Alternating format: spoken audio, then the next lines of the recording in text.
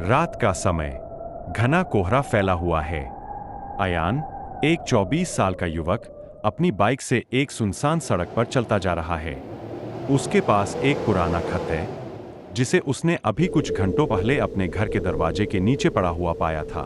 खत में सिर्फ एक पता लिखा था, एक पुरानी हवेली। अयान खुद से बड़बड़ाता है, यह खत किसने भेजा और इस सुनसान जगह पर बुलाने का क्या मकसद हो सकता है। अचानक बाइक का इंजन बंद हो जाता है। चारों ओर अजीब सन्नाटा है। अयान बाइक से उतरता है और हवेली की तरफ बढ़ता है। दरवाजा पहले से खुला हुआ है। हवेली के अंदर अंधेरा और सन्नाटा है। अयान अपनी जेब से टॉर्च निकालता है और इधर-उधर देखता है। किसी के कदमों की आहट भी सुनाई देती है।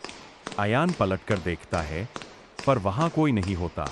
उसकी सांसें तेज हो जाती है। दीवार पर एक पुरानी तस्वीर टंगी है, एक आदमी और एक महिला की। तस्वीर पर धूल जमी है, लेकिन अयान को वह चेहरा जाना पहचाना सा लगता है। वह धीरे धीरे आगे बढ़ता है, तभी एक महिला की धीमी आवाज आती है। अयान, तुम आ गए। मैं कब से तुम्हारा इंतजार कर रही थी।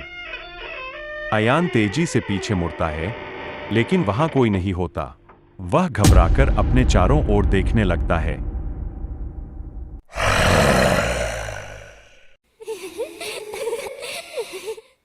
अयान आगे बढ़ता है, लेकिन उसे महसूस होता है कि कोई उसकी हर हरकत देख रहा है।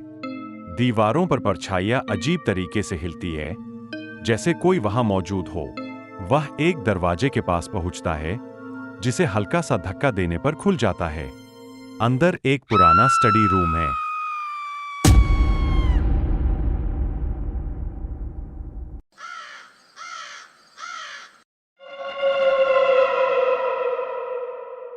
टेबल पर एक पुरानी डायरी पड़ी है।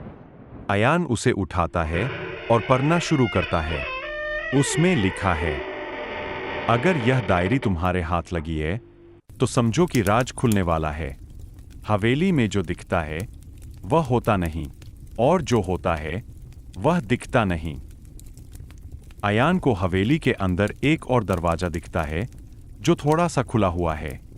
वह धीरे धीरे अंदर घुसता है। यह एक पुराना कमरा है, जिसमें जालों और धूल की परत जमी हुई है। कोने में एक लकड़ी की अलमारी रखी है, जिसका दरवाजा हिल रहा है। अयान हिम्मत करके अलमारी खोलता है। अंदर एक पुराना अखबार रखा होता है। हेडलाइन पढ़ते ही उसके पैरों तले जमीन खिसक जाती है। मशहूर बिजनेसमैन विक्रम मल्होत्रा अपनी पत्नी और छोटे बेटे के साथ रहस्यमयी तरीके से लापता। अयान अखबार की फोटो देखता है। विक्रम मल्होत्रा वही आदमी है, जिसकी तस्वीर उसने बाहर देखी थी। लेकिन सबसे चौंकाने वाली बात यह थी कि वह छोटा बच्चा बिल्कुल अयान जैसा दिखता था। उसका सिर घूमने लगता है। उसे समझ नहीं आ रहा कि यह सब क्या है। अयान घबराकर पीछे देखता है। एक महिला की परछाई धीरे धीरे उसकी ओर बढ़ती है। अयान कांपते हुए पूछता है, कौन हो तुम?